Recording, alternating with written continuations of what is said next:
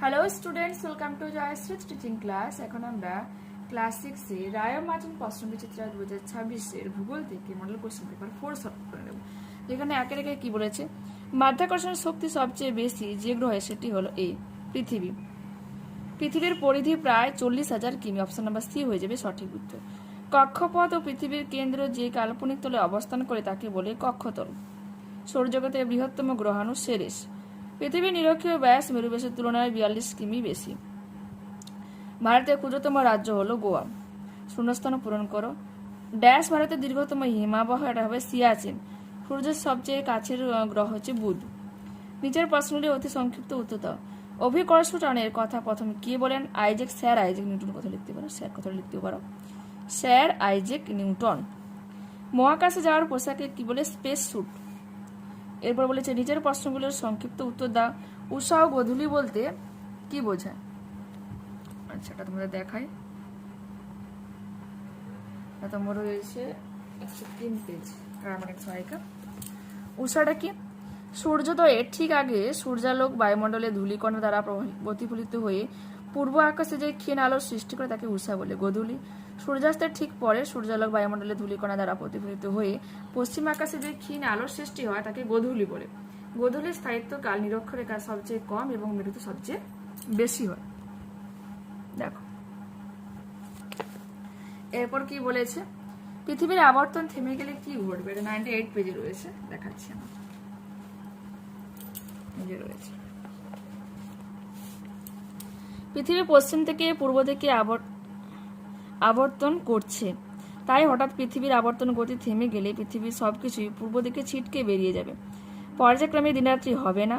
পৃথিবীর সূর্যের দিকের অর্ধেক অংশে শুধুই দিন আর অর্ধেক অংশে শুধুই রাত্রি বিরাজ করবে। পৃথিবীর আলোকিত অর্ধাংশে তাপমাত্রা প্রচণ্ড বেড়ে যাবে এবং অন্ধকার অর্ধাংশের শীতলতা চরম পর্যায়ে পৌঁছে যাবে। এরূপ পরিস্থিতিতে পৃথিবী হয়ে উঠবে বসবাসের অযোগ্য। সমস্ত জীবকুল ধ্বংস হয়ে যাবে। আমরা মানুষরা পৃথিবীর বুক থেকে নিশ্চিহ্ন হয়ে যাব।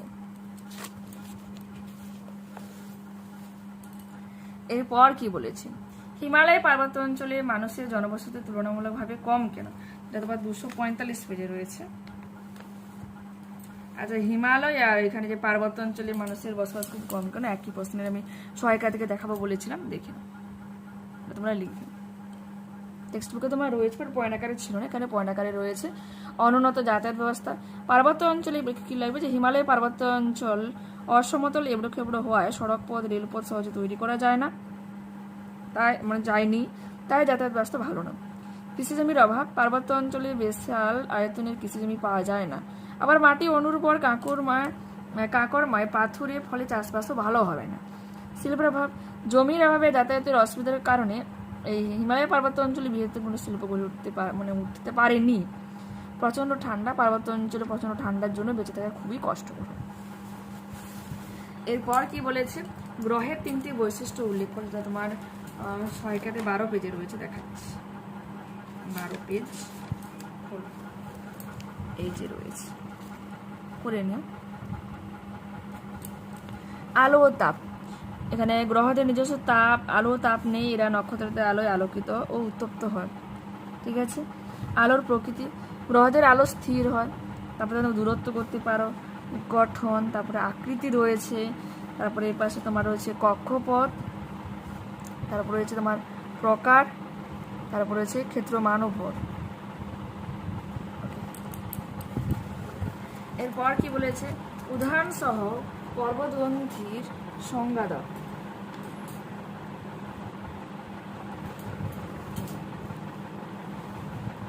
যে উঁচু জায়গা থেকে একাধিক পর্বতশ্রেণী বিভিন্ন দিকে বিস্তৃত হয়, যেমন পামিরগঞ্জ থেকে কারাকোরাম ও হিমালয়ের মতো কয়েকটা পর্বতশ্রেণী নানা দিকে বিস্তৃত হচ্ছে। ভারতের উচ্চতম পর্বতশৃঙ্গ কোনটি? এটা হবে গডওয়েন অস্টিন। ঠিক আছে, দেখলে নেক্সট। এরপর কি রয়েছে, সিন্ধু নদের গতিপথ বর্ণনা করো। দেখে নাও। উৎস লিখবে। তিব্বতের মানস সরোবরের নিকট কৈলাস পর্বতের সিন কাবাব হিমবাহ থেকে উৎপত্তি হয়েছে। গতিপথ উৎস থেকে উত্তর পূর্বে প্রবাহিত হয়ে ভারতে প্রবেশ করেছে, লাদাখের উপর দিয়ে প্রবাহিত হয়ে নাঙ্গা পর্বতের কাছে দক্ষিণে বেঁকে পাকিস্তানে প্রবেশ করেছে। উপনদী দেখে নাও। শতদ্রু, বিপাশা, ইরাবতী, চন্দ্রভাগা, বিতস্তা, এই উপনদীগুলি পাঞ্জাব, হিমাচল প্রদেশ ও জম্মু কাশ্মীর ও লাদাখের উপর দিয়ে প্রবাহিত হয়ে পাকিস্তানে গিয়ে সিন্ধু নদের সঙ্গে মিলিত হয়েছে। মোহনা কী করবে? পাকিস্তানের উপর দিয়ে দক্ষিণ পশ্চিমে প্রবাহিত হয়ে আরব সাগরে পতিত হয়েছে। শহরের অবস্থান শ্রীনগর লেহপট্টি। ভারতের উত্তরে নদীগঠিত সমভূমি অঞ্চলগুলির বিবরণ দাও। এটা তোমাদেরকে দেখাচ্ছি, টেক্সট বুক থেকে 72 পেজ রয়েছে এটা।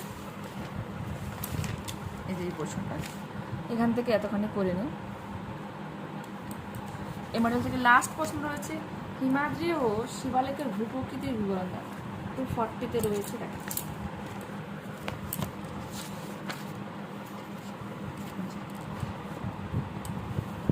এটা তোমার রয়েছে হিমাদ্রি, এখান থেকে এতখানি করে নেবে। আর শিবালিকটা নিচে রয়েছে, এখান থেকে এতখানি দেখতে পেলে। এর আর একটা পার্ট রয়েছে কৃষ্ণা ও কাবেরী নদীর উৎস। তোমার 244 পেজে কৃষ্ণা ও কাবেরী, তাই তো। কৃষ্ণার উৎস দেখে না, পশ্চিমঘাট পর্বতের মহাবালেশ্বর শৃঙ্গ, আর কাবেরী হবে পশ্চিমঘাট পর্বতের তালাকাবেরী। কৃষ্ণা কাবেরী চলে এসছে, এইটুকু করে নিন। গতিপথের দিক থেকে পাশে পাশে রয়েছে পতনস্থল, প্লাস হচ্ছে তোমার উপনদী, তীরবর্তী শহর, সবই দেওয়া রয়েছে, তোমরা চাইলে পড়তে পারো। ওকে, তো এখানে কিন্তু আমরা এই মডেলটা কমপ্লিট করে নিলাম। নেক্সট ক্লাসে আবার দেখা হচ্ছে। যারা চ্যানেলে নতুন হচ্ছে অবশ্যই তোমাদের কাছে রিকোয়েস্ট রাখবো চ্যানেলটাকে সাবস্ক্রাইব করে নেওয়ার জন্য, বন্ধুদের কাছে ভিডিওটাকে শেয়ার করে দেওয়ার জন্য। যদি ভালো লাগে তো প্লিজ একটা লাইক বটনে ক্লিক করো, হাই বটনে ক্লিক করো এবং কমেন্টে তোমাদের মতামত জানিয়ে দেবো। ঠিক আছে, ওকে, বাই, সি ইউ অ্যাগেন।